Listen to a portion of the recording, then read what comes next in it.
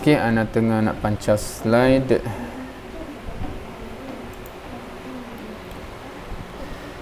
Boleh, sila. Siapa ada soalan boleh tanyakan. Boleh.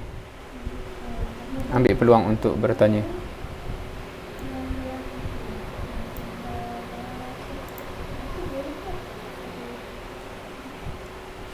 So, anak assume nak tulis ni. Kalau nak tulis. Okay. Kalau mad'un kita nak join usrah atas asbab personal, nak ilmu untuk diri sendiri ataupun platform untuk melontarkan pandangan, adakah kita patut raikan ataupun betulkan konsep? Okey. Kat sini dah jadi okey.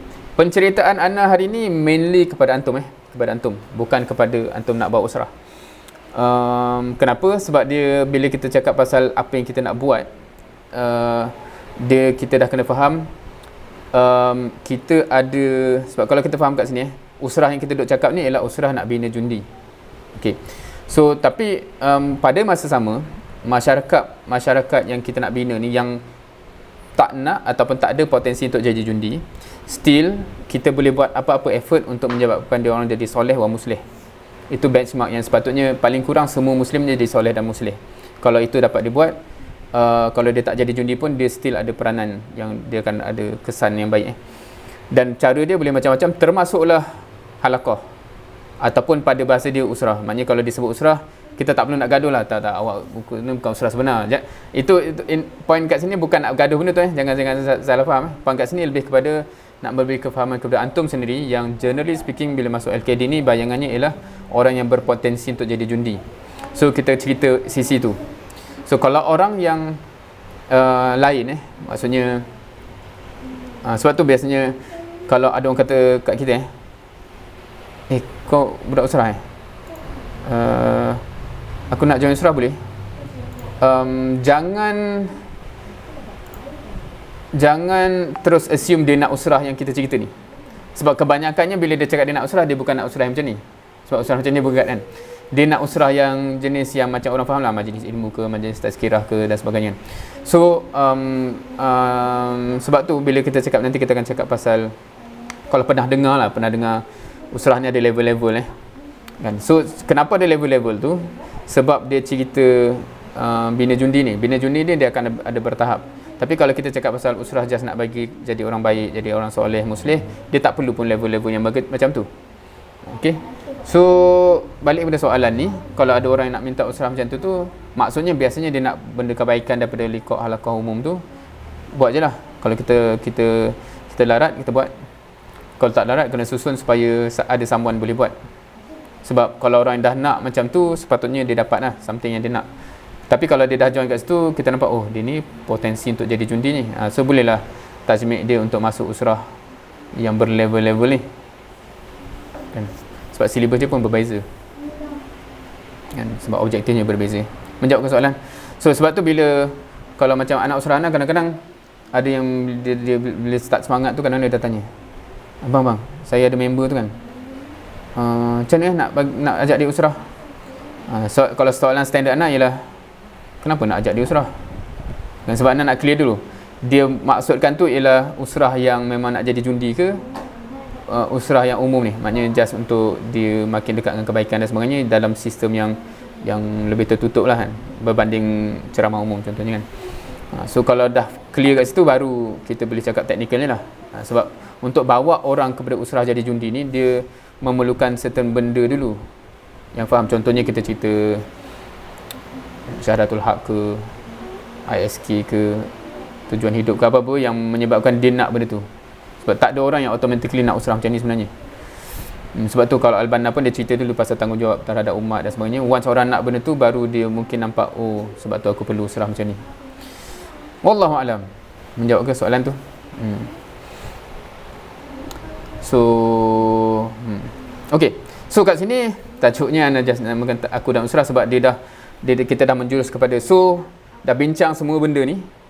So what? So kita ni macam mana? So kita ni macam mana kan? So kita macam mana? So okey, ni tak jelas dah konsep usrah. Hopefully jelas. Kalau ada soalan boleh terus tanya. Seperti tadi kan ada cerita-cerita untuk usrah. Hopefully okey.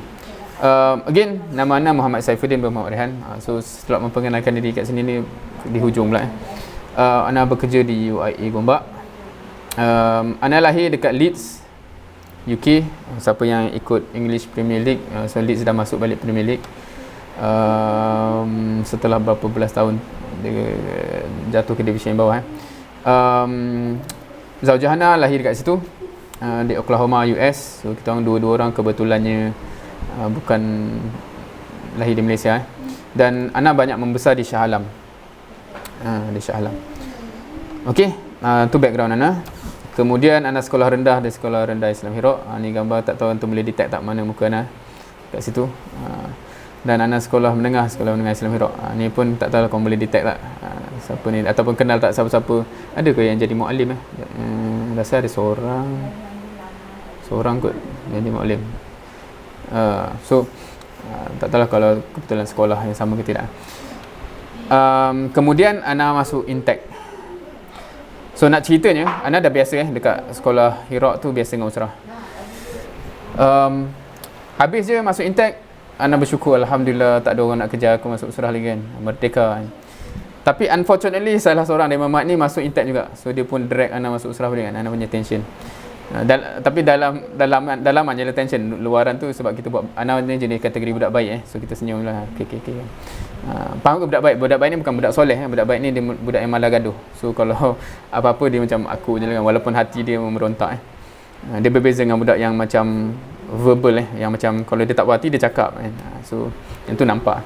So Ana tak berjaya lari dari usrah lama sangat lah. Ana lari lepas tu ditarik balik. Dipendekkan cerita, sebab Ana pergi Intek ni, Ana buat A-level nak tengok tempat kelahiran. So nak pergi balik UK. Tapi ditakdirkan cerita tahun 98 ekonomi gawat. So JPE yang jadi sponsor kita orang, dia tukar dua benda. Satu dia kata duit tak cukup lah, so kita tukar lah. Korang ni sepatutnya pergi overseas kan, pergi lokal je lah. Tu satu. Kedua, korang dulu scholarship kan, sekarang jadi pinjaman lah, korang kena bayar balik. So dua benda lah kita orang kena batch kita orang tu Alhamdulillah. So pendek cerita, Ana masuk Unit 10. Second time Ana berjaya lari daripada usrah sebab pindah tempat. Unfortunately mamak yang sama tu masuk Unit 10 juga. So dia Allah dah takdirkan Ana tak dapat lari lah. Ana tak dapat lari. Kenapa nak cerita benda ni? Sebab Ana amat merasai lah, menjiwai lah bila Ana jumpa budak-budak Muslim yang tension tak dapat lari daripada usrah Siapa lah mak dia bagi nama lah, apa pula yang tension tu lah. So Ana menjiwai benda tu. Ana memahami sengsaranya benda tu tapi fortunately pada Ana ada orang yang tak segan silu dan tak putus asa menarik Ana lah. So Ana diberikan rezeki begitu oleh Allah. Sedangkan Ana tengok ramai juga orang yang berjaya melarikan diri dengan jayanya. So dia jadi orang biasa je lepas tu. Kemudiannya 4 tahun dekat situ Ana grad, Ana kerja di UPM jadi tutor. Ana masuk dekan dia ikhwah, dia assign Ana untuk bawa student engineering masa tu, pimpinan Persatuan Pelajar Engineering macam tu. Tapi Ana tak lama kat situ UPM sebab UPM masa tu dia paksa, ataupun polisi dia kata okey, awak nak jadi lecturer kan, so awak kena buat PhD terus lah. So Ana cuak lah, alamak saya baru degree kan, kena buat PhD terus. Dia kata boleh je kan. So Ana cuak, Ana lari ke UIA. Sebab UIA dia kata tak apa, buat master dulu baru buat PhD. So Ana lari ke UIA. Dan kemudiannya pendek cerita, Ana sambung master di UTM Skudai. Basically nama dipasing jugalah ke sini kan, nama dipasing. Okay, sepanjang tadi tu Ana masih duduk di Shah Alam lah. Lepas tu sekarang ni Ana pindah ke UTM. Kalau Ana cerita sikit pasal pengalaman usrah kat sini, bila Ana sampai-sampai je, ada ikhwah tu message Ana dia kata, "Akhi, kita sampai UTM InsyaAllah malam ni kita orang kumpul kat pejabat ni. So ada meeting sikit nak bincang dengan tapi ayat dia quite interesting. Dia kata kalau anta ikhlas berjuang untuk agama Allah Subhanahu Wa Taala, jom datang." So bila Ana baca ulang-ulang mesej tu, kalau ikhlas datang kalau ikhlas datang. So Ana tak datang. Lepas tu esok dia marah, berjam kita tunggu. Dia kata, anta kata kalau ikhlas datang. Anda tak ikhlas, Anda tak datang. So lah, tu nak ayat semangat je kata kan. So itu titik mula Ana usrah dekat UTM kemudian Ana ikut usrah lah, dan Ana ada bawa usrah juga dekat sini Okay, first time Ana bawa usrah masa di Unit 10. Kat sini pun Ana pernah bawa usrah juga Kemudian Ana grad, Ana kembali bekerja di UIA sebagai pensyarah dan masih duduk di Shah Alam. Sebab Ana duduk Shah Alam, Ana dekat dengan Intek section sebelah je. Ana duduk section 19, Intek ni section 18. Nak ceritanya macam mana Ana terbawa usrah kat sini, ialah mak Ana balik-balik, lepas tu ada ikhwah tu, dia kata, hantar balik ke sini free tak malam ni? Free datang, pejabat. Ana pun datang. Lepas tu dia bagi berita mengejut kan. Ana sebenarnya pindah ni. So Ana tak ada pengganti Intek tu. Alhamdulillah Safuddin ada. So dia bagi jawatan tu macam tu je kan. Punyalah zalim. So Ana tiba-tiba dapat jawatan tu So Ana terpaksa jaga tarbiyah di Intek. So bila tiba-tiba tu macam-macam cerita lah. So Ana sempat bawa 2 batch di Intek. Batch pertama dengan batch kedua pengalaman dia amat berbeza lah. Batch pertama tu memang satu muhasabah yang Allah bagi kepada Ana masa tu bila Ana bawa usrah tu. Dalam satu meeting meeting kawasan, masa tu yang jaga IPT tu meeting, lepas tu dia perasan Ana, dia kata, hantar jaga Intek boleh check tak satu kisah ni? Sebab dia kata ada seorang ikhwah tu dari satu negeri tu, anak dia masuk Intek. Lepas tu anak dia mengadu lah, dia kata usrah tu hamba, bosan, nakib, hampir apa semua tu, minta tukar usrah. So Ana tanyalah, okey kan Ana akan siasat. So tanya nama. Lepas tu dia bagi nama. Rupanya anak usrah Ana banyak satu perasaan yang tak boleh digambarkan masa tu kan. Tapi Ana of course kontrol, kata insya-Allah Ana akan carilah siapa nakib dia. Ana tak mengaku lagi situ kan. Tapi bila dengar tu macam ya Allah, anak usrah aku cakap macam tu kan. So itu muhasabah yang direct lah daripada Allah, Ana rasa, yang menyebabkan lepas tu Ana totally berubah lah. Macam sebelum ni shock sendiri je buat usrah kan. Rupanya anak usrah punya tension. So batch yang kedua tu dua batch tu kalau tanya yang pernah jadi anak usrah Ana kat Intek pengalaman dia amat berbeza. Pengalaman dia amat berbeza sebab yang kedua tu alhamdulillah masa tu Ana dah ada kesedaran, dan kebetulan juga first time Ana faham usrah tu apa masa kat situ Bayangkan Ana dah bawa usrah di dua IPT dah tanpa faham usrah tu untuk apa Kita just ikut silibus lah, jalan je lah. Nah silibus bagi So bila kita buat macam tu memang anak usrah memang sengsara lah kan. So bila yang batch kedua tu baru kita tahu, oh usrah ni untuk ni, kita ada objektif yang besar apa semua tu. So cara kita berjalan tu amat berbeza. Dan kemudiannya Ana sambung ke Perancis ISAT ataupun Institut Supérieur de lupa dah sebutan, Automobile et de Transport, ataupun kat situ kalau nampak ada Université de Bourgogne. Ni universiti dia, nampak macam bukan universiti. So Ana sampai kat sana, pengalaman Ana, mata Ana terbuka lah kot bila Ana tengok realiti usrah di Perancis ni. Sebab banyak benda yang Ana take for granted dekat Malaysia, kat situ tak ada Dia macam, kalau nak faham, tak tahu korang ni ada yang target nak pergi overseas ke tak dan sebagainya kan. So kalau Perancis ni realiti dia amat berbeza. Kalau siapa yang pernah dengar cerita orang UK kan, kalau orang UK macam almost berkampung lah orang Melayu ni. Macam kalau kita pergi bandar-bandar yang ramai tu kan, Sheffield ke apa, macam boleh je, kalau raya tu macam berkampung Tapi kalau kat France ni bila tanya macam, oh kat bandar kau, dekat bandar kau tu berapa orang Melayu 4 orang. Oh ramai dia macam tu. Sebab maksudnya kalau 4 orang tu pun dah anggap ramai. So maksudnya bila nak buat usrah tu jadi quite interesting, sebab dia kena kumpulkan orang dari bandar-bandar yang berbeza Dan bila nak pergi ajak usrah tu bukan mudah Kita kena naik train 2 jam 3 jam jumpa kat sana nak ajak usrah. So Ana first time tengok orang buat benda tu Maknanya pergi travel nak jumpa budak-budak tak tahu hujung pangkal, tak kenal. Lepas tu kenal, cuba jadi cucuk, jumpa jalan je. Dia dah boleh terima ni.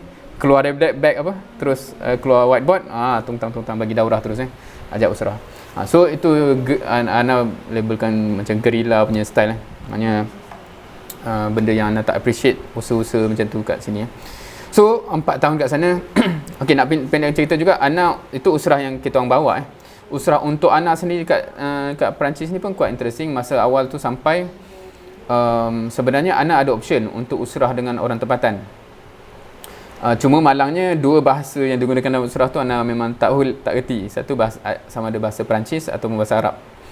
Dua-dua bahasa Ana fail. So Ana pun terpaksa lah tumpang usrah online dengan ikhwah Malaysia di Jepun apa semua tu. So itu cerita Tapi Ana just highlight benda tu sebab apa? Siapa yang tahu usrah kita ni sistem dia worldwide lah kan. So sebab tu nakib Ana boleh pass info kepada nakib dia orang walaupun bangsa lain, negara lain dan sebagainya. Tapi itu normally di level tertentu sajalah. Kalau level yang baru start usrah tu jarang cross negara macam tu, ataupun cross bangsa cross apa macam tu lah. Anyway, so habis ceritanya. Okay, ni antara anak-anak yang lahir, atau 2 orang je lah yang lahir kat sana. Okay, macam motivasi untuk ni. Okey, kemudiannya anda kembali ke UAE, berkhidmat di UAE sampai sekarang. Okey. Di UAE ni kalau satu cerita usrah, usrah yang anak ikut maknanya anak-anak usrah ketika di UAE ni, anak rasa usrah yang paling lama tempoh dia ialah start pukul 6 petang sampai pukul 12 malam.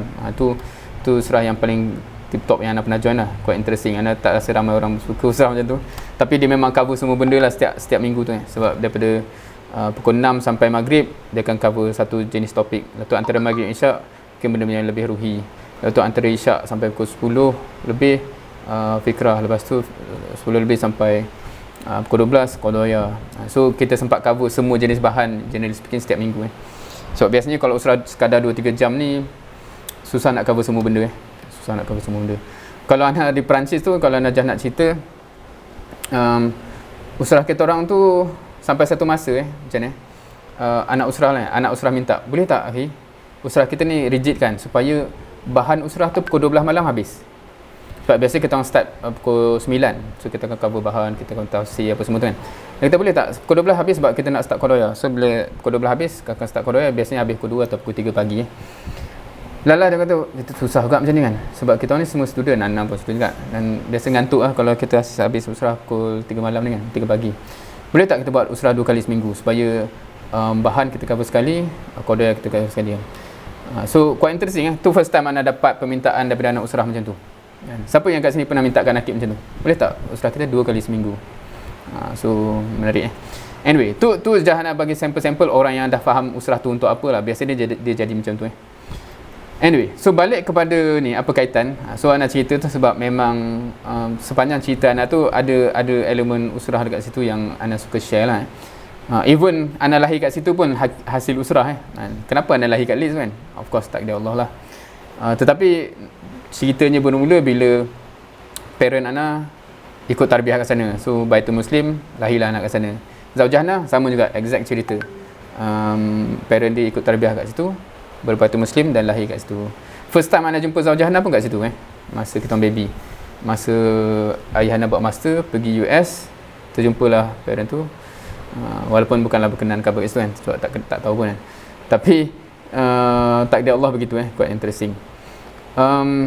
Kemudian di sekolah di sekolah pun usrah, cumanya itulah ceritanya ana rasa dan ana memahami lah sebab sekarang ni ana cuba nak faham juga macam mana nak bantu sekolah ni dalam konteks sebab di sekolah ni kita susah nak betul-betul faham ataupun detect pelajar ni nak ke tak, betul tak? Sebab dia benda tu berlaku dalam kongkongan sekolah kan. Ya, antum masa usrah di sekolah, usrah waktu sekolah ke usrah luar waktu sekolah? Maknanya kalau asrama tu dia tak kira lah sebab semua tu waktu sekolah kan. Maknanya sekolah kontrol semua waktu kan. Tapi kalau luar waktu sekolah tu contohnya kalau orang yang duduk rumah, lah tu di waktu malam, maknanya parent kena hantar. Tu contohnya luar waktu sekolah lah. Ada yang macam tu juga Sebab kalau di IPT, dia memang menguji dan sebab kalau orang yang tak nak, dia ada macam-macam cara untuk dia tak nak lah. So lebih nampak real lah kalau orang tu nak ke tidak. Tapi kat sekolah ni bila contohnya murabi kita dia bagus ni, commit kan. Tapi lah kalau dah cara dia buat tu memang waktu yang memang tak ada masalah untuk commit, memanglah commit kan. Kalau di Perancis tu dia orang ada slogan-slogan. Salah satu slogan ialah jangan tertipu dengan komitmen anak usrah. Dia kata gitu kan. Sebab dia kata kalau dah kita buat usrah kat rumah dia, lepas tu kita kata dia commit setiap kali datang. Memanglah dah buat kat rumah dia kan. Cuba buat jauh sikit, dia kena travel 2 jam datang ke tak So itu dan of course anak satu fasa dulu anak duduk, masa anak yang awal tu anak duduk di Shah Alam, usrah di Serdang usrah di Serdang, kerja di Gombak UAE. So travel anak macam tu So orang yang tak pernah teruji mujahadah yang besar untuk usrah ni kadang-kadang susah kita nak detect dia nak ke tak So maknanya proses tu belum tentu prepare dia untuk objektif usrah. Anyway, sebab tu bila cerita pasal anak ada cita-cita nak usrah tak walaupun pernah usrah kat sekolah? Memang tak lah kalau cerita tadi kan. Sebab tu anak berjaya lari di Intech dan juga di Unten. Tapi takdir Allah takdirkan ada ikhwah yang masa tu dah commit dan drag anak So itu rezeki anak lah kan. Kemudian dah seterusnya, setiap tu anak dah cerita tadi pasal pengalaman Ana usrah dengan semuanya. So pendek cerita, pada Ana bila Ana cerita benda ni, Ana rasa kalau reflection based on Ana punya personal story ialah semuanya bermula dengan kefahaman. Maksudnya amat berbeza Ana ikut usrah, even Ana bawa usrah sebelum Ana faham dengan selepas Ana faham. Sebab tu Ana jadi passionate untuk bagi orang faham supaya perbezaan tu berlaku lagi awal. So kalau siapa yang actually betul-betul faham pasal usrah ni dan become passionate untuk usrah tu masa undergrad, sebenarnya jauh lebih awal dari Ana. Sebab Ana dapat benda tu lepas habis master. Lepas habis master baru Ana dapat benda tu, baca tulisan tu. Wallahualam. So kita akan refresh beberapa benda yang kita dah ceritakan pun minggu lepas. Kita bermula dengan big picture kehidupan ni kan. Hopefully masih ingat. Dan the biggest question of all ialah apakah our resting place ataupun apakah our final destination yang kita harapkan. Dan itu titik mula persoalan hidup kita sepatutnya. Bila kita nak decide apa-apa pun put this in mind. Adakah dia membantu ataupun menjadi penghalang kepada apa yang aku nak capai di akhirat, kan? Regardless of what it is, pemilihan pasangan kalau nak berumah tangga, pemilihan kerjaya dan sebagainya. So dia ada faktor kat situ. Ana teringat lagi kalau salah satu cerita lagi ialah walaupun Ana tak faham sangat pasal usrah, tapi masa Ana final year di Unit 10, Nakib dah tanya, korang semua rasa nak berbakti kat mana untuk dakwah ni? Korang suka jaga budak-budak ke? Suka jaga mahasiswa ke? Suka dengan belia ke? Suka dengan apa-apalah, macam-macam ruang yang kita boleh masuk kan. So dalam usrah Ana tu almost terpecah pada dua lah. Ada yang minat budak sekolah, ada yang macam Ana minat level IPT punya pergerakan. Lepas tu dia tanya, okay, so cubalah set kerjaya masing-masing based on that. So yang kita orang berdua yang suka IPT tu jadi lecturer, yang ramai yang lain tu pergi jadi sekolah, cikgu sekolah MRSM dan sebagainya. So itu pun quite interesting bila kita set dulu apa yang kita nak dalam hidup ni, baru kita set benda-benda lain yang hopefully membantu. Kalau kita dah terkahwin dengan orang ni, terkerja kat sini dan sebagainya, dan benda tu amat tak membantu, dia lebih menyusahkan. Okay, so in the end, regardless of ajal kita awal atau lambat, kita ada benda ni, just refresh secara kasar. Kita dah bincang itu kan, ada soalan yang kita perlu jawab, which is bila kita meninggal je, adakah kita meninggal dalam keadaan telah dan sedang menjalankan tanggungjawab kita? That's the biggest question of all, regardless of di mana kita hidup, kerjaya dan sebagainya. Dan kita bincang apakah tugas dia. So with that in mind, sepatutnya harapnya antum dah ada bayangan. So kita dah cerita ayat-ayat Quran, ayat-ayat syurga minggu lepas. Hopefully that is a motivation enough. Kalau tak, kalau ada yang jenis kat sini, sebab Ana jenis orang yang amat reward oriented. Ana rasa kalau generally speaking, pada pandangan Ana, manusia ni mungkin jenis tiga jenis yang berbeza lah kot.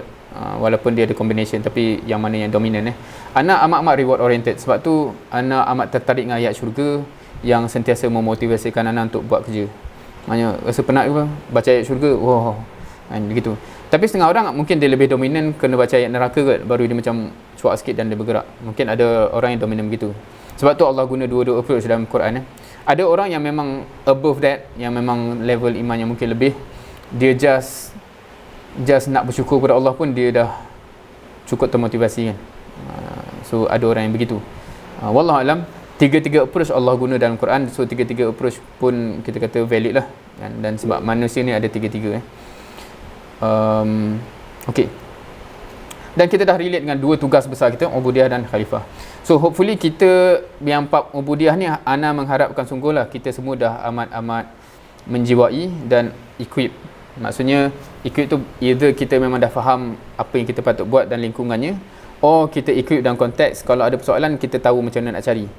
Contohnya, aku nak labur duit ni kat sini, okey tak okey ni, syar'i ke tak syar'i. Tu contoh macam tu. Maksudnya kita sentiasa aware, nak jaga sempadan kat mana. Boleh tak aku buat duit cara ni kan, ni syar'i ke tak syar'i dan sebagainya. So kita sentiasa cari, itu maknanya equip untuk cari kat mana sempadan. Satu lagi adalah tugas khalifah. So kat sini yang perbincangan panjang yang kita cakap regardless of rahmatal lil alamin, kita cakap pasal syahadatul haq, kita cakap pasal apa-apalah Ustaziatul Alam ke apa, dia mainly cerita pasal tugas khalifah kita, which is cerita tu memang kompleks dan panjang, yang timbulnya maratib amal dan sebagainya. So harapnya kita memang dah nak laksanakan tugas tu, supaya aku mati nanti dalam keadaan aku sedang dan menjurus kepada melaksanakan tugas tersebut. So datang question yang kita timbulkan itu ialah, so macam mana, apa yang exactly kita kena buat, dan itu yang kita bincangkan sekarang. So apa yang perlu dibuat, amal dakwah, tarbiyah ataupun usrah. Dan harapnya by now antum dah dapat bayangan bila anda sebut usrah tu bukan usrah yang just kita dapat input tapi dia ada sisi lain, So reminder, anda mengharapkan semua kita sentiasa remind diri kita untuk ikhlas dan sentiasa mengikhlaskan niat dan mengikhlaskan diri. Faham ke implikasi ikhlas ni? Bila kita cakap ikhlas, kalau saya memang bercita-cita dan saya nak pastikan diri saya sentiasa ikhlas, okay, kita buat mudah. Kita dah bincang pasal ikhlas kan last time, saya pun lupa. Yang biasanya saya bagi contoh kalau dalam kelas. Belum okay. Ikhlas ni kalau nak pendekkan cerita, tu dalam tadabbur. Alright, saya pun dah lupa cerita kat mana, banyak sangat sesi. Okay, pendekkan cerita, kalau kita cakap ikhlas lillahi ta'ala, maknanya kalau ikhlas tu saya definekan sebagai kita buat kerana Allah. Senang cerita macam tu kalau kita define begitu. Fundamentally kita buat something kerana Allah, itulah ikhlas. So bila kita berhadapan dengan dua option A, option B, cara kita buat decision ialah, soalan kita ialah yang mana yang Allah nak kita buat, dan kita akan buat yang itu. Itu definisi, itu by definition memenuhi ikhlas. Faham ke kalau cakap macam tu? Kan ni anda cakap ikhlas dalam konteks membuat keputusan. Of course dia ada pembincangan juga, selepas keputusan dia buat kena ikhlas juga kan. Contohnya macam hadis pertama tu, bila orang dah buat keputusan untuk berhijrah tapi niat dia lari, rugi juga. Itu biasanya orang bincang kat situ, maknanya dia dah buat keputusan dan dia jaga keikhlasan dia. Tapi yang nak concern ni, kebanyakan kita isunya yang ikhlas sebelum tu, maknanya bila nak buat keputusan tu, buat keputusan dengan ikhlas. So biasanya nak buat contoh, kalau kita dalam kelas kita belajar, lepas tu kita tiba-tiba ada tak faham something kan. Bila kita tak faham, kita ada dua option sebenarnya hakikatnya. Satu, untuk angkat tangan tanya. Satu lagi, senyap. Itu dua option kita ada. Allah nak kita yang buat yang mana? Antum boleh yakin tak? Allah nak kita tanya untuk supaya kita dapat kefahaman ke? Allah suka kita senyap je? For sure tanya kan, untuk faham. So kalau kita ikhlas, kita akan tanya ke senyap? Ada possibility tak saya ikhlas tapi saya tak tanya? Dia defy the meaning, betul tak? Maksudnya kalau kita ada dua option, Allah suka yang ni, for sure kalau aku ikhlas, aku buat yang Allah suka lah. Dia pelik, dia macam tak masuk akal. Allah suka ni tapi aku buat benda ni dengan ikhlas, aku buat benda ni kerana Allah. Apa benda kerana Allah ni? Allah suka kau buat benda ni kan. So sebab tu biasanya kalau kelas anda suka cabar lah, anda kata siapa yang tak tahu lah tu senyap, confirm tak ikhlas lah ni belajar ni. Boleh terima ke? Sebab okay, kalau anda tanya sejujur orang yang tak tanya, dan kita kadang-kadang kalau kita orang Melayu ni banyak perangai ni, apa reason actually kita tak tanya? Malu, yes, lagi? Malu, segan, tak yakin dan sebagainya, malas. Kalau perasan, itu semua apa? Itu semua perasaan tu lah, feeling kan, takut, segan, malas. Maknya you buat kerana nafsu lah, bukan kerana Allah. So janganlah cakap ikhlas kan. So itu senang je nak faham kan. So sebab yang dictate kita pilihan dia, Allah kata tanya bagi faham, nafsu segan. Lepas tu kita pilih tu, kita buat kerana nafsu lah kan, tanpa kita sedari. So anda harap kita semua sedar bila kita buat pemilihan tu, sebenarnya kalau nak ikhlas tu kita buat apa. Contohnya kita ada pilihan, nak datang tak datang, nak commit tak commit, or whatever it is kan, nak baca tak nak baca. We always have those option. Dan kalau kita kata aku sentiasa nak ikhlas dalam hidup ni, bila dia berhadapan dengan option tu je, tanya Allah nak aku buat mana, yang tu lah aku pilih kan. So itu so dia akan balik lah semua kepada perbincangan kita ni kan. Sebab kita tahu macam mana pun, kalau yang dictate keputusan kita tu hati, nafsu. Kan dia akan jadi macam, wah berat lah, malas lah, apa semua. So itu maknanya kalau if our decision is dictated by those perasaan, kita memang buat pilihan kerana nafsu, na'udzubillah. So hopefully kita mampu mengikhlaskan niat kita, oh Allah nak buat kesinian, insyaAllah.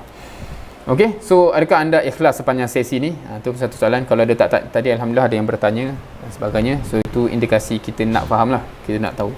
Dan kalau kita nak tahu, kita nak faham, kita akan bertanya. Dan tugasan kita tadi, kita ikhlas ke bila kita berhadapan dengan tugas khalifah, tugas ubudiyah? Adakah kita ikhlas? Maknanya yes, aku akan jaga benda ni selagi mana Allah suka, dan sebagainya. Okey, seterusnya persoalan ni dah masuk kepada, kita banyak berbincang tentang persoalan-persoalan ni, sebab dia main isunya kita dan usrah, dan persoalan-persoalan yang timbul, dan normal untuk persoalan yang timbul sebenarnya. Cumanya anak nak bincangkan ni, hopefully kita nampak perspektif yang sepatutnya. Ready tak nak jadi murabbi? Ada jawapan? Kan? Pernah dengar tak orang macam ni? Kalau bukan antum, siapa lagi? Terima tak argument dah? Kalau bukan antum, siapa lagi? Now, yang ni kita dah sebut dah itu kan, dalam Syahadatul Haq. Tak? Rasanya ada gambar ni macam reality Malaysia ni. So kita dah sebut benda ni. Kalau anda silap, bagi tahu. Tapi anda seingat macam dah sebut. So revising this, dan kita keadaan yang tengah baring yang dikejutkan untuk bersama-sama berfungsi atau function. Hopefully kita ikhlaskan niat, ya Allah, Allah for sure Allah nak aku function lah. Takkanlah kita kata tak apa, Allah redha je kalau aku teruskan tidur, biar orang lain je yang susah-susah function kan. Tak tahulah kalau ada yang faham dia macam tu kan. Tapi rasanya kita semua tahu apa yang Allah prefer dan apa yang Allah suka. So hopefully kita mampu untuk ikhlaskan niat untuk bergerak ke arah itu.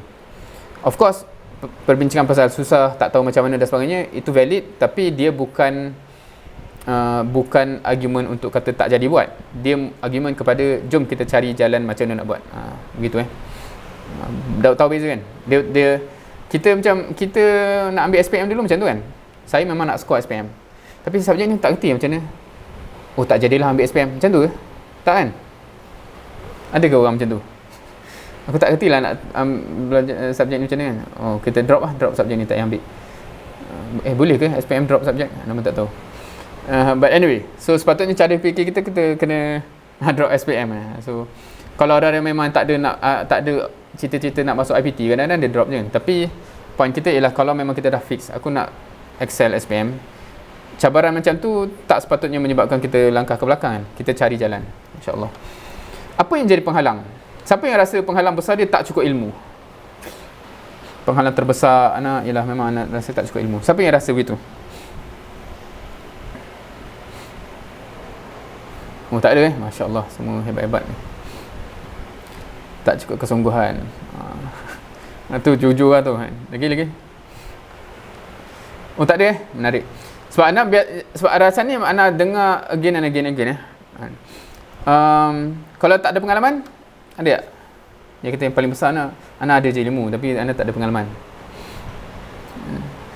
Ataupun ada yang cakap ni tak? Siapalah anak ni? Kan? Itu lagi satu masalah lah, maknanya inferiority complex. Okay, now ni perbincangan just untuk kita berfikir balik. Pernah dengar ke orang bawa perbincangan macam ni? Apa beza mendidik dengan mengajar? Walaupun biasanya orang kata cara penggunaan kita overlap je kan, tapi ini just nak distinct. Didik tu dalam konteks macam ibu yang nak mendidik anak lah, dalam konteks tu. Dan mengajar ni mau kepada mengajar lah, macam cikgu mengajar ilmu. Perbezaan dekat sini ialah yang menatijahkan intentions kepada ibu yang nak mendidik anak tu ialah perasaan tanggungjawab ataupun kasih sayang yang dia ada, betul tak? Maksudnya kerana itulah dia rasa nak didik anak dia. Dan kalau dia tak kerti nak bagi benda tu direct, dia akan usahakan supaya jumpa ustaz ke apa benda macam tu lah. Tapi main point dia lah jadi dia main driver dia untuk memastikan anak dia terdidik. Yang menyebabkan cikgu ni layak untuk mengajar pula memang ialah kelayakan dan ilmu lah. Kan ada teknik mengajar dan ada ilmu yang diperlukan. Usrah ni duduk mana antum rasa? Lebih kepada mendidik ke mengajar? Mainly. Of course dia ada dua-dua. Tapi dia mainly speaking. primarily. Dia mendidik So kalau macam tu, sebenarnya orang yang tak nak function untuk ini, sebenarnya sebab yang lebih besar dia ialah sama dia tak ada rasa tanggungjawab ataupun dia tak ada kasih sayang lah. Betul tak? Betul ke nak cakap betul kan? Sebab kalau kita ada perasaan tu, maknanya ada anak didik kita yang kita sayang dia dan kita rasa bertanggungjawab ke atas dia. Satu, kita akan cuba untuk semampu mungkin bagi apa yang kita mampu dan tingkatkan kemampuan kita. Satu, kalau kita tak mampu juga, kita akan bawa kepada orang yang mampu kan. Sebab tu dalam sistem kita ada benda yang boleh kita letak dalam daurah, ada dan sebagainya, yang orang lain yang sampai dan sebagainya. Itu boleh disusun. Itu semua penyusunan. Tapi dia bermula dengan tanggungjawab dan kasih sayang. Kan? So itulah, itu satu cerita kalau kita perasan wahyu pertama turun di Gua Hira, betul Dan Anda suka tanyalah, kenapa Nabi tiba-tiba kat Gua Hira tu? Apa yang Nabi buat? Tiba-tiba, adakah dia berkemah kat situ ke apa kan? So nak pendek cerita, apa yang trigger Nabi SAW ke situ, salah satunya ialah perasaan dia yang dia memang dah terasa something kepada umat dia, betul tak? Dia dah memang rasa umat ni perlukan something, perlu diperbaiki dan sebagainya. Cuma dia tak tahu jalan. Dia rungsing tak tahu jalan. So maksudnya Rasul SAW perasaan tanggungjawab dan kasih sayang dan semua tu dah ada embedded. Kalau kita nak cerita panjanglah sebelum tu, bagaimana Allah bersihkan hati dan sebagainya. So itu titik mula yang penting kalau kita, sebelum kita nak cakap pasal dakwah apa semua ni. Sebab kalau kita cakap dakwah, orang yang tak ada perasaan-perasaan ni, dia mainly kerja yang dia akan ada perbezaan dia. Kalau ada yang kata kurang pengalaman, tu lagi interesting lah, sebab pengalaman tu datang dari actually buat kan. So awak nak pengalaman, buat lah. Itu je lah ceritanya kan.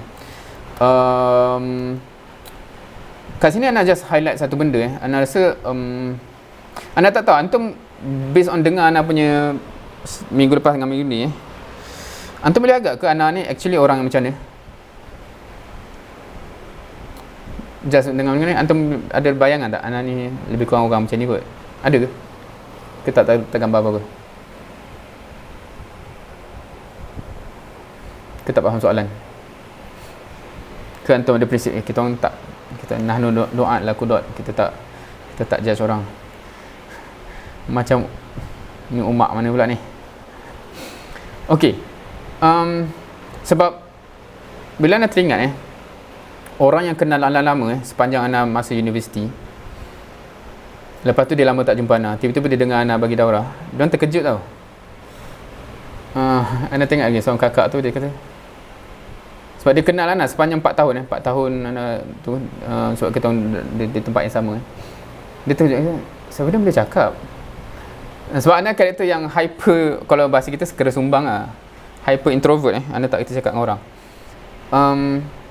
Yang mana siapa yang kenal rapat Ana ni macam tahulah itu karakter Ana. Sebab tu kalau dia lama tak jumpa Ana, dia jumpa balik, tiba-tiba Ana bagi pengisian ke apa kan. Macam dia macam tak logik tak logik kan. Orang yang tak kita cakap dengan orang tiba-tiba cakap banyak pula kan. So ada ceritanya kat situ transition Ana tu maksudnya of course Ana sampai sekarang masih macam tu. Kalau Ana dengan orang biasa Ana memang tak kita cakap. Tapi dia bila masuk benda-benda yang kita passionate, dia tiba-tiba kita jadi lain tau. So that's quite interesting kalau kita nak discuss benda tu macam mana seorang tu normal dia macam ni, tapi dalam keadaan bila dia macam dia passionate terhadap something tu, dia boleh overcome normal dia, reality normal dia tu kan. So dekat situ yang Ana meyakini based on apa yang jadi kat Ana ni, kepentingan kita become passionate terhadap something and that will trump mengatasi cabaran-cabaran yang sebelum ni. Ana tak kerti cakap apa semua kan. Sebab kalau kita passionate, kita train kan. Of course orang yang first time dengar daurah Ana dulu jadi tabung uji lah, jadi apa eksperimental kan. So tapi by experience, bila sebab Ana highlight kat sini ialah experience disebabkan tu daripada pengalaman Ana yang awal dulu, Ana rasa Ana jadi agak ketagih lah bagi daurah semua. Ana sentiasa tak lepas peluang sebab yang paling untung ialah Ana sebab Ana yang develop makin berpengalaman So okey, ni apa cerita ni, surah Ad-Duha. Antum pernah tadabbur ke surah Ad-Duha? So ni kadang-kadang Ana bawa beberapa surah ni untuk highlight kalau ada yang masih tak termotivasi lagi, ada surah-surah yang sepatutnya menyetilkan benda tu kan. Tapi tak apa, untuk hari ni saya tak sempat. So siapa yang nak join lah sesi sepanjang Ramadan ni yang nak buat yang setiap malam tu. Ada yang tahu, ada yang tak kot kan. Tapi nanti di hujung kalau ada yang berminat boleh tahu. Itu nak buat sesi khas untuk bakal murabbi yang rasa tak prepared macam nak kupas bahan dan surah. So anak buat sesi itulah, setiap malam nak cover satu surah. Sekarang dah sampai surah Quraisy. Semalam sampai surah Quraisy. Dan kita akan sambung sampai Ad-Duha. So Ad-Duha ni basically dah 10 malam terakhir. Anyway, so siapa yang minat boleh join dan boleh tanya macam nak join kat situ. Anyway, ada yang cakap berat. So berat ke? Berat lah. Anda tak tahu nak cakap macam mana sebab hakikatnya memang berat. Ana takkan, sebab ana jenis macam ana cakap awal tu, ana real talk dan ana tak nak sugarcoat. So usrah versi ini amat berat. Dia memang berat sebab dia ada banyak tuntutan. Sebab tu dia cerita pasal syurga dulu. Kan, sebab dia samalah macam jadi muslim ni berat tak? Tugas khalifah tu berat tak? Kan. So dia quite interesting sebab setengah orang dia macam ni dia kata macam mana dia, bila anda tanya macam ni, yakin tak tugas khalifah tu tugas semua muslim? Yakin. Muslim ni berat tak? Okey je. Tugas khalifah berat tak? Berat. Jap. Macam mana nak logik tu? Awak kata khalifah tu tugas semua muslim, so muslim kena jadi khalifah, dan tugas khalifah tu berat, tapi awak kata jadi muslim tak berat pula. Macam mana awak matchkan benda tu kan? So dia pelik macam mana dia punya equation tu sebab kalau orang yang dah yakin part of being muslim ni menjalankan tugas khalifah dan dia rasa tugas khalifah tu berat, memang jadi muslim tu itulah dia kan, kita tanggung lah kan. But hopefully, kenapa nak start dengan syurga tu again, sebab hopefully kita ni jadi orang yang macam bukan jadi orang yang macam ni saya nak masuk syurga tapi berat. Berat fikir balik lah. Anda harap tak ada yang macam tu lah kan, maksudnya nak masuk lah kan, berat kan, begitu. So that's life lah. Itulah orang kata apa, dalam Quran pun Allah again and again kata adakah kamu ingat kamu akan masuk syurga? Macam mana ayat dia? Afa hasibtum an tadkhulul jannah, betul ke ayat tu? Sedangkan kamu belum diuji. So ada ayat macam tu yang banyak. So ingat senang ke nak masuk syurga ni? Ni antara benda-benda yang nak just petik soalan-soalan Ada perasaan ni dulu punya. Ada yang kata perasaan terhadap tanggungjawab, ada kata berat dan sebagainya. Ni anda tambah soalan lah. So kalau berat kan, nak masuk syurga berat tak? So ada masalah. So begin with why. Dan wahyu kedua ketiga. So point anda ialah sebab tu kita kena sentiasa mengkaitkan semua benda yang kita buat dengan apa yang kita nak. So once kita passionate nak, memang aku by hook by crook nak masuk syurga juga. So isu-isu ni jadi benda yang teknikal kan, benda yang teknikal. Faham ke? Tugas khalifah berat ke?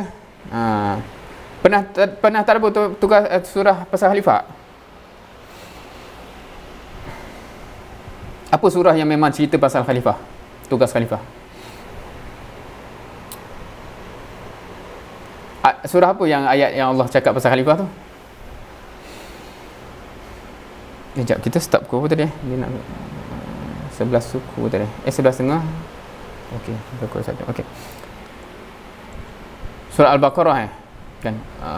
A'udzubillahi minasyaitonir rajim wa iz qala rabbuka lil malaikati inni ja'ilun fil ardi khalifah.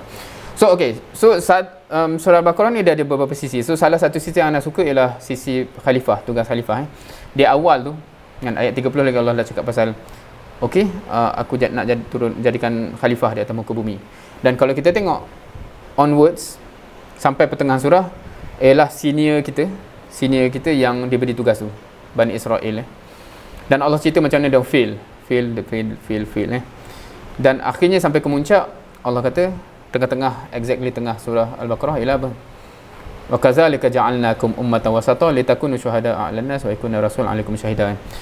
Maksudnya dengan perubahan kiblat ni lah kami tukar kan status umat pertengahan ni, kami jadikan kamu umat pertengahan ni. Sebab senior kawan ni dah tak boleh pakai. So kita tukar kiblat daripada Masjidil Aqsa kat tempat dia orang kepada Masjidil Haram. So dia orang punya legacy dah habis. Sekarang tugas kamu jadi khalifah. Kan? Dan kemudian kalau kita baca onwards, kita akan perasan semua ayat-ayat hukum bergantang-gantang, betul tak? Kalau kita cakap kenapa kita puasa? Kutiba alaikumusiyam, kat situ surah Baqarah. Kat situ kan dan macam-macam kewajipan. Dalam bab hutang lah, dalam bab kutiba alaikumul qisas lah, kutiba iza hadar ahadakumul maut, wasiat lah. Semua benda-benda yang wajib biasanya. Dan kalau kita baca daripada kewajipan individu macam puasa, kewajipan level negara macam qisas, kepada kewajipan qital, peperangan dan semua wajib, itu semua tugas khalifah. Kalau kita baca tu, kita akan rasa, ya Allah, beratnya tugas ni. Siapa akan rasa macam tu kalau antum familiar dengan apa yang Allah sebut? Semua hukum-hukum, semua kewajipan yang berlaku kat situ.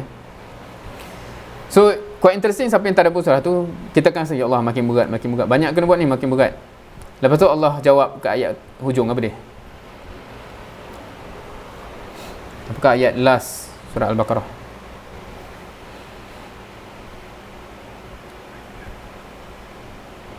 La tu'akhidna in nasina aw akhtana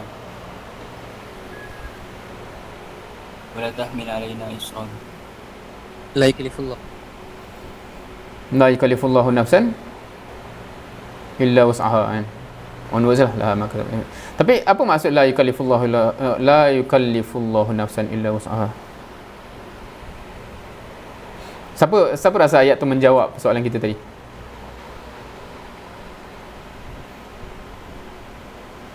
Kan macam mana Allah kata ni tugas kau kan. Tak mampu lah. Kalau kau tak mampu, aku tak bagilah. Tu kalau bahasa kita lah kan. Allah takkan taklifkan kalau kamu tak mampu, kecuali kamu mampu. So aku dah bagi ni, kamu mampu lah kan. So dia ada mafhum macam tu. So sebab tu ada orang kata macam ni, kata okey, nafsu aku kata aku tak mampu, Allah kata aku mampu, aku nak percaya nafsu ke Allah? So itu antara tadabbur surah Al-Baqarah. So dia memang berat, nak kata dia memang berat. Tapi isu kemampuan tu, adakah antum yakin dengan apa yang Allah tegaskan? Kalau kamu tak mampu, Allah tak bagi tugas ni, tapi Allah bagi kan. So Allah yang lagi tahu kita mampu. So itu ceritanya. So hopefully kita biasa mentadabbur Quran untuk kita dapat poin-poinnya. So anda takkan kata benda ni ringan, dia memang berat, tapi kita tak boleh nak kata kita tak mampu kan? Dan kebanyakan kita cakap tak mampu tu, itu salah tafsir tak mampu. Macam mana cakap? Kalau benda tu berat dan kita mampu angkat dalam keadaan beratnya dia tu, kita mampu tak angkat? Kita mampu lah kan, walaupun memang dia terpaksa mengerah segala tenaga kan. Kalau tak mampu tu memang dah mengerah habis pun tak terangkat-angkat So itu baru tak mampu. So kebanyakan kita bila kita cakap tak mampu tu, sebenarnya benda yang kita labelkan, benda yang menyebabkan kita keluar dari comfort zone, kita cakap tak mampu. Benda yang menyebabkan kita kena berkorban lebih, kita cakap tak mampu. Padahal itu bukan tak mampu, itu tak nak berkorban, itu tak nak berat sikit kan. So kita jangan kalau bahasa yang kasar sikit, jangan menyalahkan Allah lah.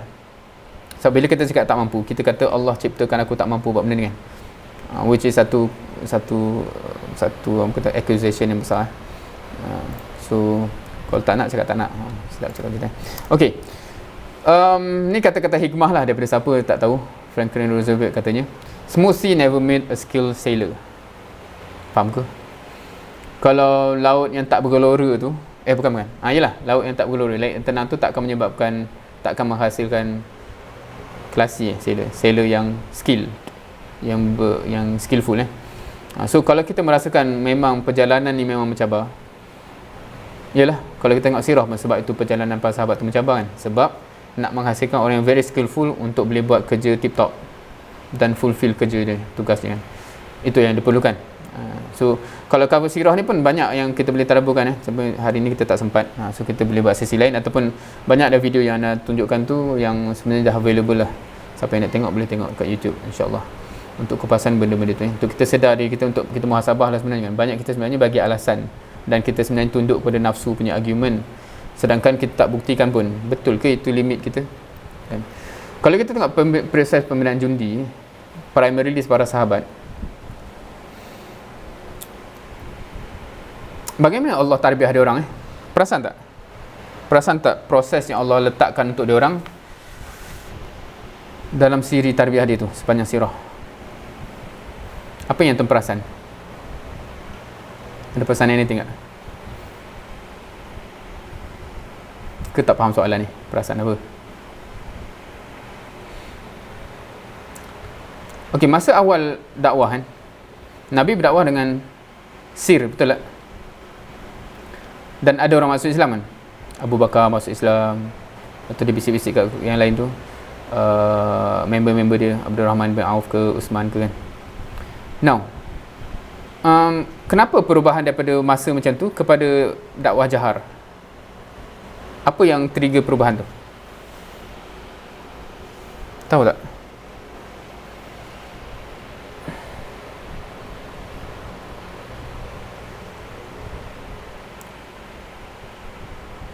Okey, Islam Umar bukan dakwah jahar kan? Itu penjaharan anak usrah Nabi. Yang tu wahyu kan? Yang apa yang trigger kepada dia naik ke Bukit Safa tu? Yang cerita dia kata kalau ada tentera belakang dan sebagainya. Wahyu kan? Fasda' bima tu'mar ke? Ada beberapa wahyu yang memberi indikasi Nabi kena shift kepada dakwah jahar. Dan start je dakwah jahar tu orang dah tahu apa yang Nabi bawa, walaupun tak tahu anak usrah Nabi kan. Dia sorok-sorok kat rumah Amir Rekam dan sebagainya kan. Yang cakap pasal pengislaman umat tu, dia bukan dakwah tu je jahar. Dakwah dah sedia jahar masa tu, tapi dijaharkan anak usrah Nabi kan. Dia keluar ramai-ramai, ni semua anak usrah dia kan. Umar baru masuk Islam masa tu kan, dan yang lain-lain. Tapi wahyu yang menyebabkan Nabi berubah daripada dakwah sir kepada dakwah jahar. Tapi dengan perubahan tu lah datangnya penyiksaan. Tak, sebab once orang tahu dia ni buat agama baru dan sebagainya, dia seksa. Bilal kena seksa dan sebagainya kan. So quite interesting, sebab kenapa Allah nak takdirkan begitu, sedangkan Allah tahu dia akan menyebabkan dugaan yang bukan calang-calang lepas tu. Biar je lah elok-elok, dakwah saja sir tu orang tak tahu pun, senyap-senyap je, tak ada gangguan kan. So kalau kita tengok again and again sepanjang sirah tu, banyak yang Allah memberikan ayat yang menyebabkan perubahan berlaku, yang menyebabkan datang dugaan yang lain pula lepas tu. So based on that, soalan pula, apa hikmahnya benda tu berlaku kan? Kenapa sahabat perlu lalu benda-benda tu? Kalau nak tanya, perlu ke sahabat ni lalu dugaan macam tu rupa untuk jadi seorang yang soleh? Perlu ke? Untuk mereka menjadi seorang Muslim yang soleh, rajin solat, apa semua, kalau kita kefahaman kita soleh begitu, perlu ke dia lalu dugaan-dugaan yang sampai terseksa macam tu? Kalau masa fasa dakwah sir tu, dia tak soleh ke? Soleh je kan? Cumanya kita nak faham ialah mereka ditarbiah bukan untuk jadi Muslim soleh semata-mata, tetapi untuk jadi tulang belakang kepada dakwah yang akan bawa ke seluruh alam. Sebab tu proses persiapan dia gitu. So kalau antum sendiri dah rasa dan letakkan diri antum, aku nak jadi part of yang tercapainya rahmatan lil alamin, tugas khalifah aku settle dan sebagainya, kita akan mirip tugas yang sahabat nak dipreparekan tu kan. So dia kena willing kepada proses yang macam tu. Sebab tu semua benda ni, sistem usrah kita ni berpaksi kepada sejauh mana kita nak benda tu. Kalau kita nak, dan insyaAllah kita mampu dan kita willing untuk melalui proses yang bukan biasa-biasa punya proses kan. Tidaklah diwajibkan jihad ataupun dia bangunkan negara sehingga telah terbinanya Muhajirin dan Ansar. So daripada lahirnya orang yang hasil tarbiyah ni lah datangnya fasa-fasa yang lepas tu pula kan. So kalau kita mengharapkan satu hari nanti akan ada kebangkitan Islam yang besar dan sebagainya, dia tidak bermula automatik begitu kan. Dia bermula daripada pembinaan individu-individu yang rela jadi jundi ni in the first place. Dan kita kena cita-cita kita lah di situ. Saya nak jadi di situ kan. Isu kita, tahukah apa benda ni? Ni hurdle ni berhalangan Kalau larian berhalangan ada benda ni kan. Ana rasa, dan Ana juga dulu macam ni tau. Cara kita fikir, kita nampak benda ni. Faham ke? Faham analogi ni? Bila kita tanya pasal apa-apa termasuklah nak buat usrah ke, nak apa-apa ke, ataupun even nak ikut usrah ke apa, kadang-kadang kita akan nampak halangan dulu. Betul tak? Macam, tapi saya kurang ni, tapi semua tu kan. Itu maksudnya kita terfokus kepada halangan. Kita sepatutnya terfokus kepada belakang halangan tu. Ni isu duit lah. Ni kalau mata duitan Antum boleh bayang kalau anda buat analogi ni, maksudnya kalau orang yang mata duitan, dia nampak duit selonggok belakang tu dan dia terfokus kat duit tu, dia kadang-kadang pergi langgar je halangan ni. Dia macam, apa ni halangan ni, dia tolak je kan. Dia macam, sebab dia Dia macam kalau korang tengok cerita zombie yang nampak mangsa tu, dia bukan tahu ada apa benda depan dia, dia boleh langgar je kan. Dia macam tu. Faham ke? Faham analogi yang nak bawa ni? So kita of course kita nak, sepatutnya kita dah jadi mata syurga kot, mata syurgaan. Macam ni mata duitan, mata syurgaan, betul ke? Maknanya kita dah nampak syurga tu dan kita kata apa jadi apa pun nak juga kan. So kalau orang yang dah jadi gitu, sebab tu halangan tu jadi kecil tau. Selagi mana halangan tu macam mana nak lepas halangan ni. So maksudnya your focus is on the wrong thing. You terfokus pada halangan. You sepatutnya terfokus pada ganjaran tu yang menyebabkan halangan tu jadi kecil. Lompat je lah ataupun apa kan. Dia tak jadi macam orang yang over consumed by halangan. So your vision must be clear. Harapnya itulah balik kepada apa yang kita sebut last week, tadabbur sungguh-sungguh ayat Quran pasal syurga, pasal maklumat hidup, supaya kita really lock in pada apa yang kita nak. Now kita cerita sikit tahu kan ni masjid katalah kita pergi solat maghrib sebab solat maghrib ni dia waktu yang singkat sikit. Kita pergi solat maghrib, lepas tu kita jumpa mamat ni kat luar, kawan kita kat luar. Kita pergi, kawan kita kat luar masjid ni, kita pun dialog dengan dia, sembang, tak solat ke? Sebab dia nampak dia tak masuk kan, orang dah nak solat kan, dah komat kat dalam kan, tak solat ke? Dia kata tak boleh solat. Kita pun, tapi dia ni lelaki, pasal tak boleh solat kan? Kita pun tanya, kenapa pula tak boleh solat kan? Lepas tu dia jawab, aku tak ada wuduk. Siapa boleh terima jawapan dia ni?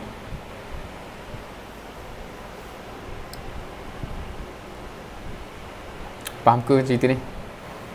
Siapa boleh terima? Okey. Tak ada wuduk, tak boleh solat ke? Tak salah kan? So betul tak apa yang dia cakap? Betul. So boleh dia terima lah. Maknanya okey. Tak apa. Ke apa? Sebab soalan sejujurnya, apa yang antum bukan buat kalau dia cakap macam tu kan? Nak lempang ke? Nak menampal ke? Dia terajang ke? Atau orang kafankan saja? Of course ni soalan melawak lah. Tapi faham ke apa yang berlaku dialog tadi tu? Kalau antum jawab apa kalau dia cakap macam tu? Pergilah ambil uduk kan? Apa mangkuk? Kasar pula. Astagfirullah. Apalah soleh sangat kawan kita kan? Pergilah ambil uduk. Apa masalah dia kan? Betul tak? Antum kan fikir macam tu tak? Apa sebab? Memang betul lah kita faham. Tak ada uduk, tak boleh solat. Tapi nak solat kan? Pergilah ambil uduk. Apa masalah dia kan? Betul tak? Ada tak orang fikir macam ni? Ada tak orang yang logik dia macam ni? Pernah jumpa tak? Pernah jumpa tak orang yang logik dia macam ni? Ada Anak biasa jumpa bila anak tanya macam tu. Kenapa? Jom bawa surah. Tak boleh lah. Kenapa? Tak ada ilmu. Anak sebiji macam ni. Pergilah cari ilmu. Apa masalah dia?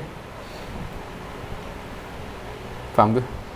Harapnya faham lah analogi tu kan. Sebab dia macam, that's not even an excuse kan. Benda tu pergi cari-cari je lah. Bukannya hakikat awak dia diciptakan tidak mampu ada ilmu kan. Mungkin kalau kita cakap sekarang ni aku tak cukup ilmu. Carilah, tambahlah. Program cukup banyak kot.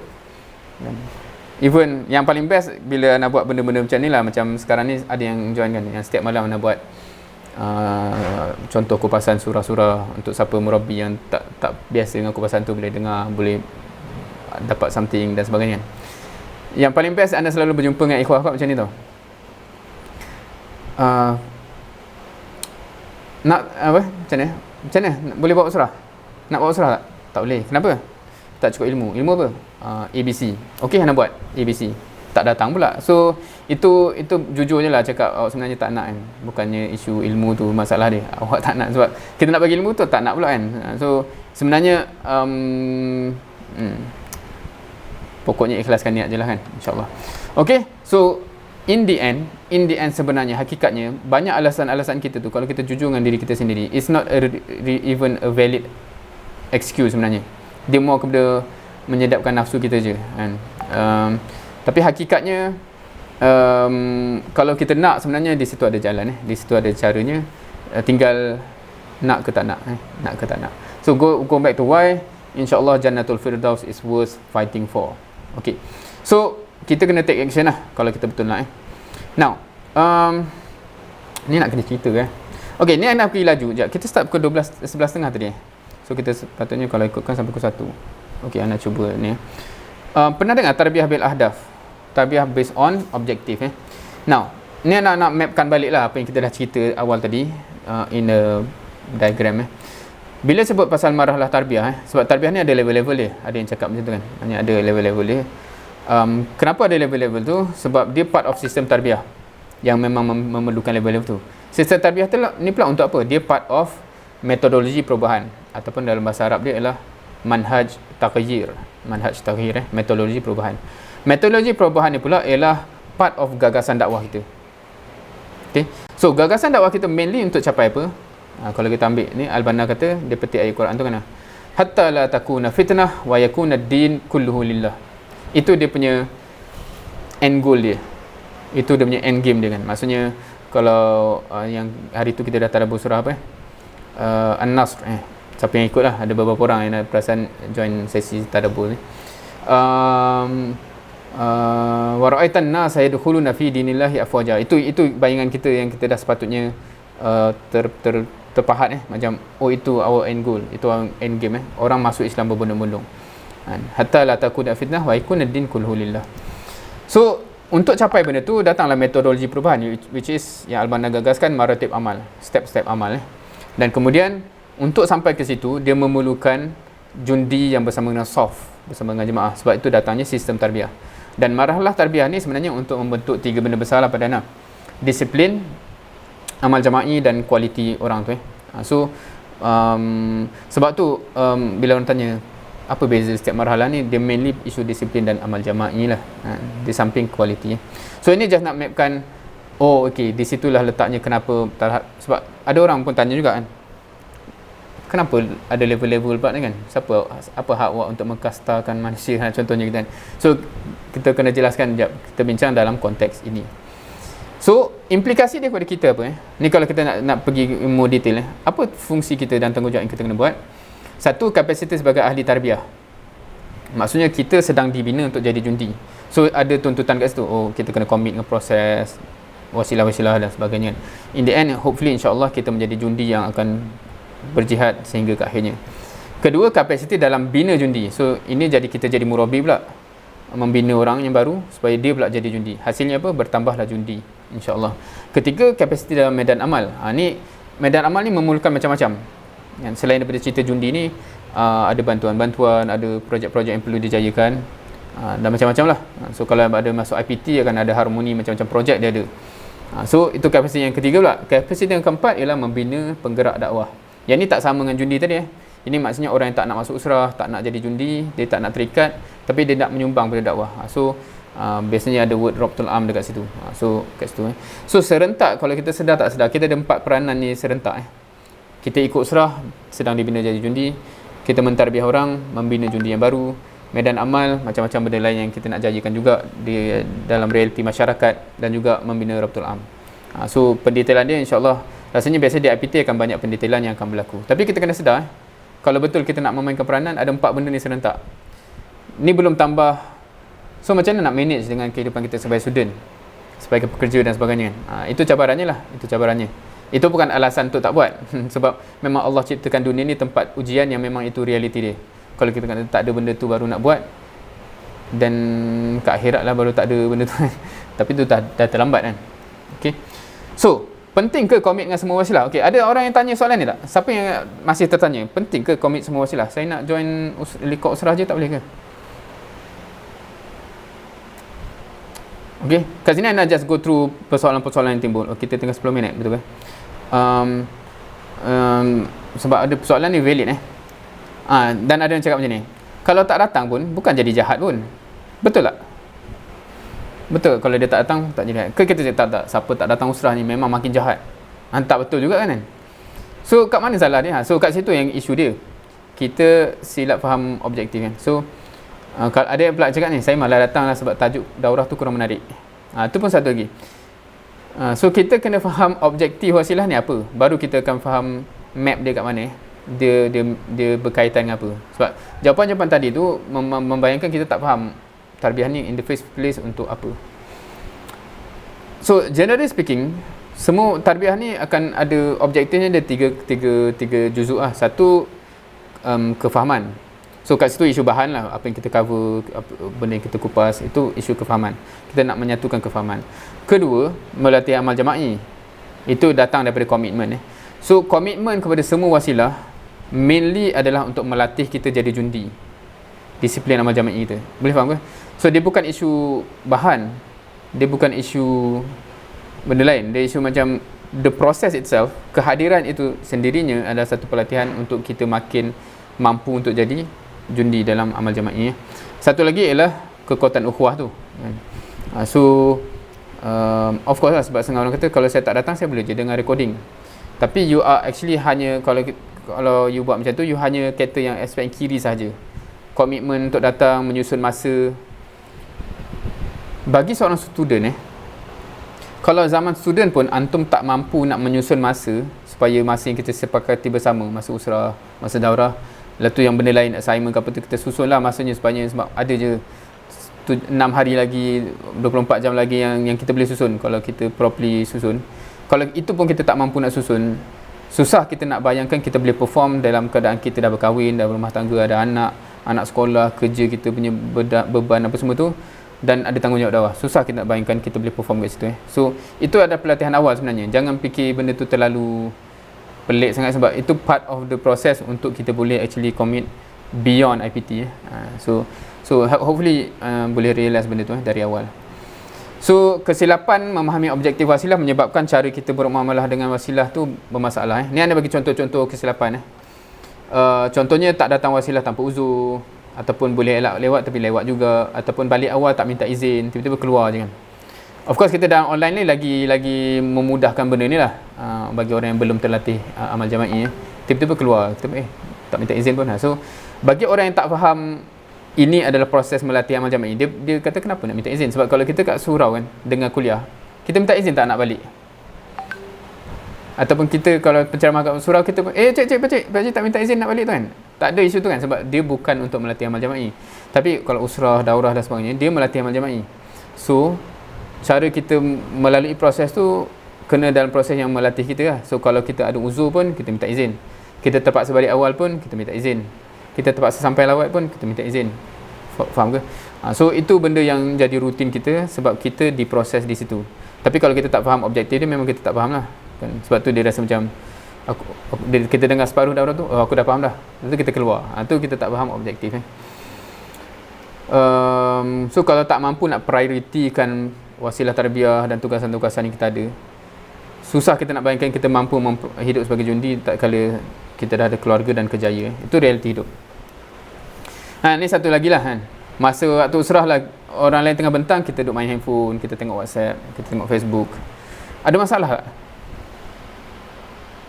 Kan? Bagi orang yang tak faham objektif, dia tak faham benda ni bermasalah. Tapi kalau orang kita faham, proses ni kan melatih kita sebagai jundi. So boleh tak time orang lain tengah bincang tengah bentang, tiba-tiba kita tengok benda lain kan. So itu benda-benda yang mafhum je insya-Allah. Okey.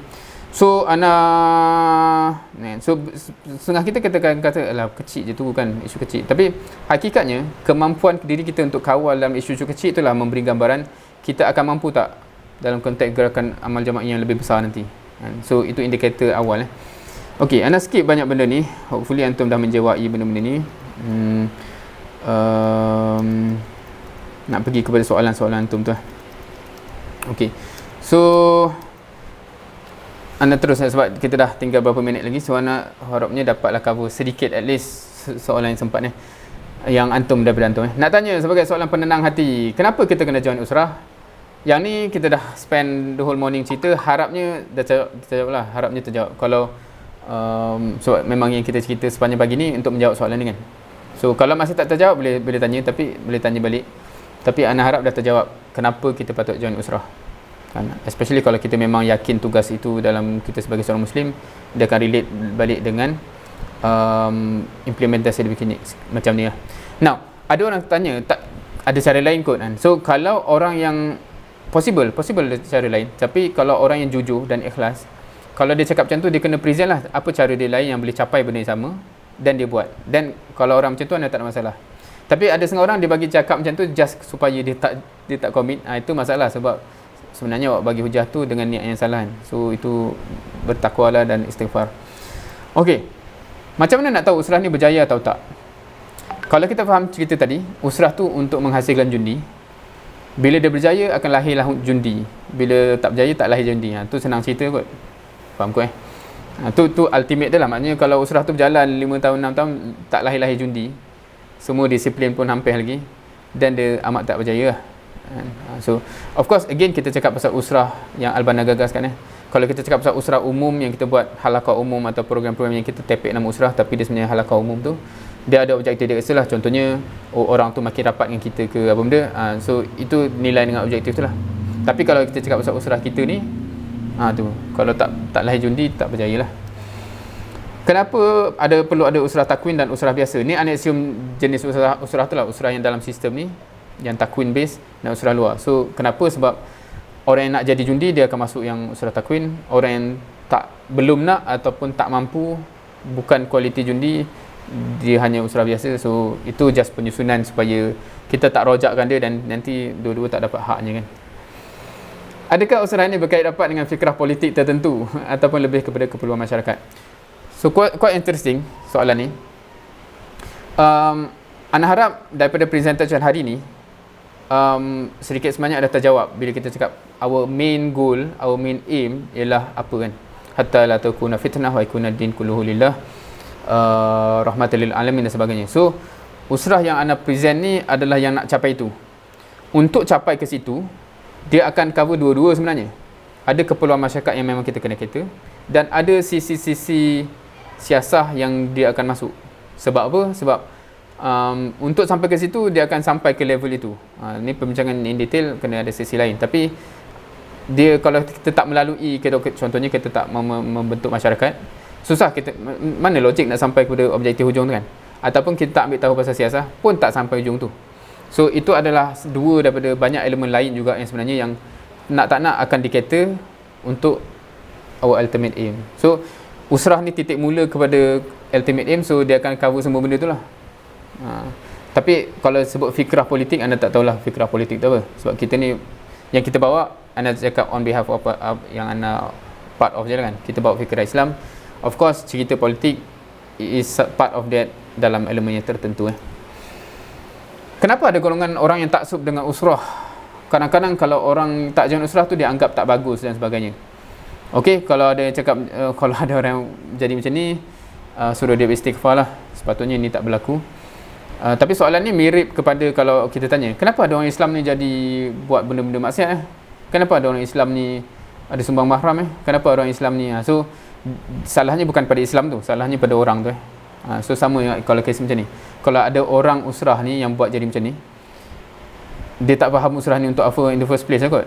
Sebab usrah kita especially amat tidak melahirkan orang yang judgemental. Amat tidak melahirkan orang yang judgemental. So kalau tu somehow jadi judgemental, sama ada usrah tu belum mengesani dia, ataupun dia bawa elemen luar masuk dalam usrah ni, wallahu alam. Tu kita kena tengok case by case. Tapi dia tak sepatutnya berlaku. Adakah kita boleh menetapkan tujuan dan silibus kita sendiri sebagai nuqaba untuk ahli usrah, ataupun usrah ada silibus sendiri yang perlu diikutinya? In short, kita pendek cerita, sebab kita ni part of satu gerakan yang besar yang nak capai benda tu. So jemaah tu dah besar dan sebagainya. So bagi orang yang meyakini okey, apa yang jemaah ni bawa, dia yakin kesemulan fikrah Islamnya, metodologi perubahan yang dia bawa dan sebagainya. So part of jadi jundi kepada grup tu ialah kita ikut sistem dia, dan dia ada sistem dia. Dan bila cakap pasal syllabus ni pun quite interesting sebab nak establish syllabus ni pun satu cerita panjang sebab kita usrah kita ni bukan hanya di Malaysia. So dia nak establish syllabus tu, dia kena discuss dengan antarabangsa, ada penyelarasan dan sebagainya. So panjang cerita dia. Sebab ada benda yang nak di-standardkan di semua negara, ada benda yang aspek-aspek khusus negara tertentu. So tu detail lah cerita ni. Tapi syllabus dan metodologi tu ada. Okey, tinggal beberapa soalan je lagi. Wujud ke fikrah yang patut dielakkan? Means bahan tu nampak macam betul tapi secara harus memesokkan fikrah kita. Wujud ke? Umumnya ada je. Siapa pernah, okey, anda tanya soalan kepada antum tapi anda tak tahu zaman ni masih ada ke tak. Masa anda dulu ada. Siapa pernah baca buku sirah yang menyebabkan dia ada persepsi Muawiyah tu jahat? Siapa pernah baca buku sirah macam tu? Bila kita baca macam jahatnya Muawiyah ni. Ada pernah baca buku sirah macam tak? Pernah. Kenapa jadi macam tu? Sebab yang tulisnya ialah Syiah, dan Syiah ni yang dominate penulisan sirah. So dia memang benci Muawiyah sebab lawan dengan Ali kan. So itu contoh-contoh bahan yang kita tak perasan tapi dia bahaya sebab dia mewujudkan conclusion yang salah. Padahal Muawiyah tu sahabat Nabi radhiyallahu anhu mardu'anan. Maksudnya bila kita ada persepsi yang amat negatif kepada sahabat tu, biasanya Syiah lah yang cucuk dalam dia. So bahan macam tu wujud je dan kita kadang-kadang kita tak perasan. So yang kita kena jaga ialah kalau kita ada disiplin ilmu yang okey, dan kita settle dalam isu-isu asas dalam Quran dan hadis yang asas tu, dia akan menjaga kita lah. Bila kita baca macam tu, kita macam jap, betul ke kita sepatutnya conclude macam tu so at least kita akan terjaga. Sebab benda tu memang wujud je. Zaman online ni lagilah macam-macam orang tulis yang entah dari mana kan. Macam mana nak ajak orang jalan islah dengan ikhlas dan sukarela? Antum pernah dengar ta'rif takwin tanfis? So kalau faham konsep tu, ta'rif takwin tanfis, ta'rif kena settle dululah. Sebab kalau usrah tu takwin yang akan membentuk dia, so ta'rif tu kena settle. So maksudnya tak kisahlah kita guna apa, syahadatul haq, ISK, cerita-cerita surah tertentu yang menyebabkan dia kata, oh aku nak benda ni, insya-Allah dia akan ikhlas dan nak lah. So tu kerja kita lah, macam mana nak present benda tu supaya dia nak. Jangan paksa dia kalau dia tak nak, sebab dia tak akan capai objektif pun. Last ke ni? Okey. Saya nak usrah lagi di IPT, harap pihak atasan akan settlekan urusan saya. So harapnya ada. Harapnya antum ada medan komunikasi dalam LKD ni, supaya kalau tiba-tiba dah sampai IPT tak ada follow up ke apa lagi, boleh contact balik supaya kuat-kuat dah terapah pandang kalau ada tersilap teknikal dan sebagainya. Sebab anda sekarang pun kebetulan baru start bawa usrah orang yang minta usrah, rupanya dia dah pernah usrah sebelum ni tapi nakib dia hilang. Lepas tu tak ada orang santuni, lepas tu tiba-tiba dia post kat YouTube anak punya tu, saya nak usrah kan. Lepas tu anda trace balik, dapatlah jumpa dan start dah usrah kan. So maknanya reach out lah kalau tak ada kan. Tapi generally speaking, biasanya kita kalau dah dalam sistem tu, insya-Allah akan ada follow up ni lah. Dan last kali, ni last yang anda sempat ni lah sebab kita dah habis masa dah pun. Apa tujuan sebenar macam ni. Tapi basically apa tujuan sebenar ikram? Apa tujuan ikram sebenar? Oh macam mana? Double punya soalan tu. Siapa yang tertanya benda ni? Ikram ni nak apa sebenarnya kan? Soalan pasal ikram ni quite interesting kalau pada anak, sebab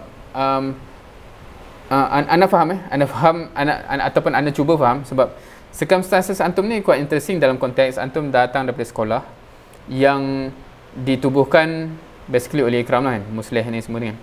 So dia ada harapan tertentu kepada antum yang lalu proses ni, harapnya akan terus menyumbang melalui jalan ni. So anda faham bila ramai yang tanya macam ni. Anda punya perjalanan hidup agak berbeza ataupun at least dari, sebab macam anda cakap tadi, walaupun anda sekolah Iraq tapi anda lari dari surah. Cumanya kenapa anda bersama ikram sekarang? Sebab macam ni kalau anda dalam bahasa mudahnya, anda kenal ikhwan dulu sebelum anda kenal ikram. Kalau anda cakap macam tu, tak tahu anda faham ke tak So bila anda kenal ikhwan sebab anda baca buku dia dan sebagainya, dan anda nak benda tu, dan disebabkan itu anda join ikram. Kalau anda pendekkan cerita macam tu lah. So cerita anda je jadi amat berbeza dengan kebanyakan orang yang dia kenal ikram dulu. So ikram ni apa benda ni kan, benda nampak dia buat ni, nampak dia buat ni. So dia jadi macam anda pun susah nak cerita, sebab anda berbeza pengalaman anda kenal ikhwan dulu dengan semua al-Banna punya tulisan dan sebagainya, dan anda mengimani itu yang anda nak dalam hidup anda, inilah jalan perjuangan anda. So kat Malaysia apa dia, so anda cari benda tu, so dia jadi macam conclusion anda jadi straightforward lah kan, sebab anda mengimani manhaj tu. Tapi kalau untuk cerita orang yang kenal ikram dulu, anda tak boleh nak cerita benda sama sebab antum tak cover benda yang anda cover tu kan. So macam mana nak cerita, so apa tujuan dia. Tapi in essence, kalau antum faham apa yang anda bentangkan last week dan apa bentang pagi ni, that's part of the main apa yang ikram nak capai lah. Senang cerita macam tu. Sebab tu dia ada usrah, sebab tu dia ada dakwah di medan, sebab tu dia terlibat macam-macam medan. Dia agak berbeza kalau kita jumpa. Kenapa dia tak macam NGO lain yang fokus kepada masyarakat je lah, janganlah masuk isu-isu ni kan. Masalah dia tak boleh jadi macam tu sebab dia punya objektif tu beyond masyarakat. Dia punya objektif tu hatta la takuna fitnah. Maknanya apa saja fitnah kat muka bumi ni kita tak nak lagi berlaku kan. So dalam medan mana-mana pun kalau kat situ kita perlu cater, kita akan cater. Sebab tu kalau dalam history jemaah ni ataupun ikram ni, sebelum namanya ikram sampai namanya ikram. Bila dia tengok ada benda yang perlu dia settlekan, memang dia akan settlekan.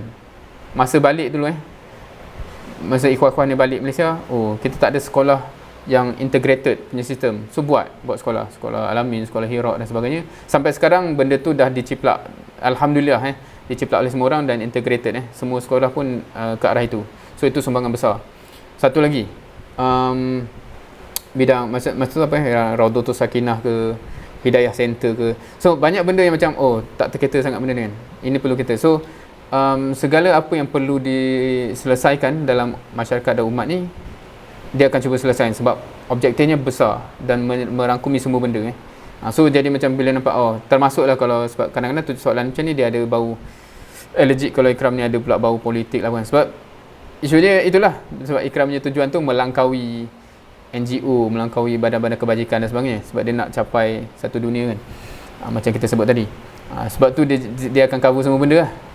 So kalau antum faham benda tu, you can appreciate kenapa dipelopori bidang, kalau nak tahu bidang apa bidang hiburan pun dulu yang start buat kumpulan nasyid, yang tak tahu kau pernah dengar tak lagu Nurul Iman berdiri di tingkap tu. Tapi lepas tu sebab Alat Rekam yang lebih champion bab nasyid, so biar rekam jalan sebab tujuannya sama kan, dia membawa pun tak apa je. So dalam bidang pendidikan, dalam bidang medical pun ikhwah kita lambahkan kat situ yang membetulkan sistem-sistem yang ada. Dan sekarang ni kita take for granted orang jadi doktor boleh tutup aurat dan sebagainya. Dulu benda tu asing so kita dah ubah benda tu. So amat banyak benda yang kita cuba settlekan, ikram ni cuba settlekan, termasuk benda-benda yang mungkin bagi setengah orang sensitivity lah tapi selagi mana ada isu yang perlu disettlekan situ, dia akan cuba settlekan kerana objektifnya memayungi semua benda so in short begitulah jawapan Ana.